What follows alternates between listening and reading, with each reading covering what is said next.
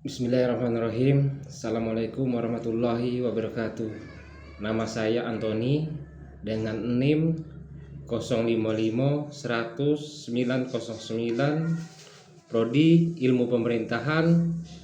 Saya akan menjelaskan jawaban tugas 1 sesi 3 mata kuliah Pancasila dengan judul tema pelajaran dari sejarah Pancasila bagi generasi muda. Judul perkembangan Pancasila dalam konteks sejarah dari masa ke masa, awal kemerdekaan, ris demokrasi, terpimpin Orde Baru, reformasi. Pembukaan, halo semua. Pancasila tidak hadir begitu saja, tetapi melalui perjalanan sejarah panjang, sejarah sidang BPUPK, Piagam Jakarta, hingga disahkan oleh PPKI pada 18 Agustus 1945 sebagai dasar negara Indonesia.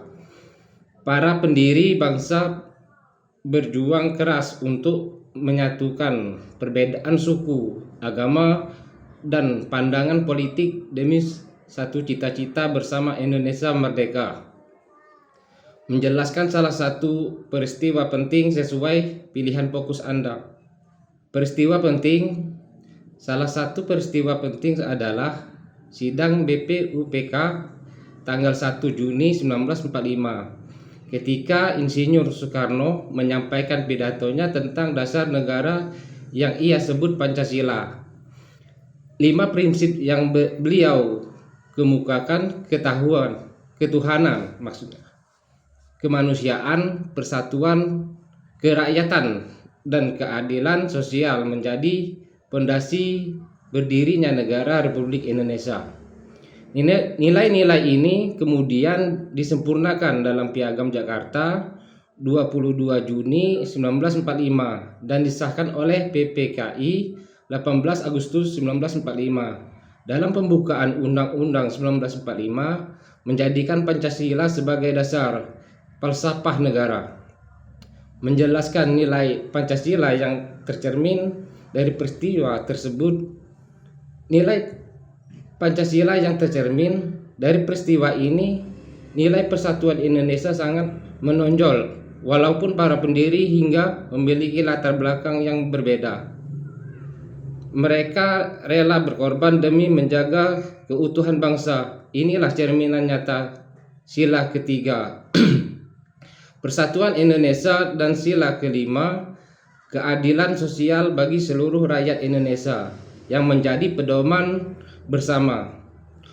Menyampaikan refleksi pribadi, pelajaran apa yang dapat diambil dan bagaimana nilai itu masih relevan bagi generasi muda saat ini.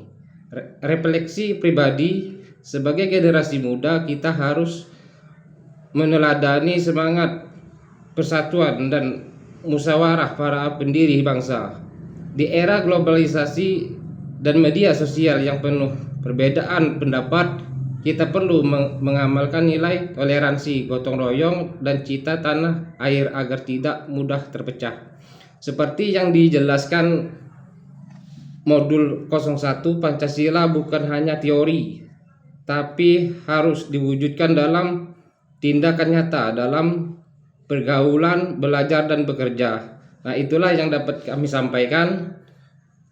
Ucapan saya terima kasih. Wassalamualaikum warahmatullahi wabarakatuh.